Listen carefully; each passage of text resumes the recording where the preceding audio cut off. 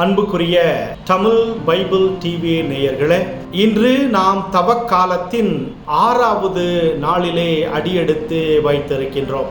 இன்று இறைவன் நமக்கு தருகின்ற செய்தி என்னவென்றால், பாவம் உங்களை பலவீனப்படுத்தும். ஆம், நாம் பாவம் செய்கின்ற பொழுது அந்த பாவம் நம்முடைய இதயத்தை இருளாக்கி கடவுளுடைய பிடியிலிருந்து நம்மை தூக்கி எறிகிறது. நாம் எந்த அளவிற்கு அதிகமாக பாவம் செய்கின்றோமோ அந்த அளவிற்கு ஆண்டவருடைய இரக்கம் நம் கூடவே இருந்து கொண்டிருக்கின்றது. ஏனென்றால் அவர் பொறுமையுள்ளவர், இரக்கமுள்ளவர், கருணையுள்ளவர், நம்மை துரத்தி அன்பு செய்கின்ற இறைவனாக இருக்கின்றார். எனவே அன்புக்குரியவர்களே, இறைவனுடைய இரக்கத்திற்கு முன்பாக நம்முடைய இருண்ட இதயம் ஒன்றுமே இல்லை.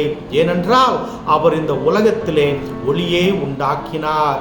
சூரியனை படைத்து நம்முடைய பாவ இருளை சுட்டரிக்க அவர் என்றுமே உதய சூரியனாக இருந்து கொண்டிருக்கின்றார், ஒளியின் தெய்வமாக இருந்து கொண்டிருக்கின்றார். எனவே அந்த ஆண்டவரை நாம் முழுமையாக நம்ப வேண்டும், தேட வேண்டும், அவருடைய இரக்கத்தோடு இணைந்து இருக்க வேண்டும். அன்புக்குரியவர்களே, கடவுளுடைய பொறுமை நம்முடைய தோல்விகளை விட அதிகமானது. அவர் நமக்காக காத்திருக்கிறார், மன்னிக்கிறார், ஏற்றுக்கொள்கிறார். ஒவ்வொரு நாளும் நாம் இறந்து பிறக்கின்றோம்.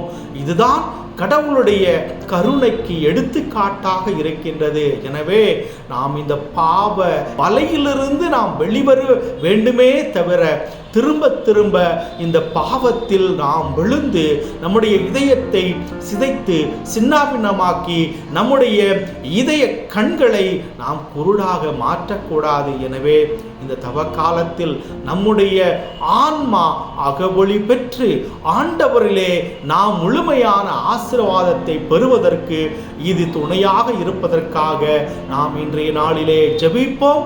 ஒருவர் மற்றவருக்காக ஜெபிக்கின்ற பொழுது நம்முடைய பாவம் குறைகின்றது. பாவம் குறைகின்ற பொழுது ஆண்டவருடைய இரக்கம் அதிகமாகின்றது. எனவே இன்றைய நாளிலே நம்முடைய பாவம் நம்முடைய வாழ்விலிருந்து அழிந்து போவதற்கு, பாவத்தினால் இழந்த எல்லா கருணையையும் நாம் திரும்ப பெறுவதற்காக இன்றைய நாளிலே ஜெபிப்போம்.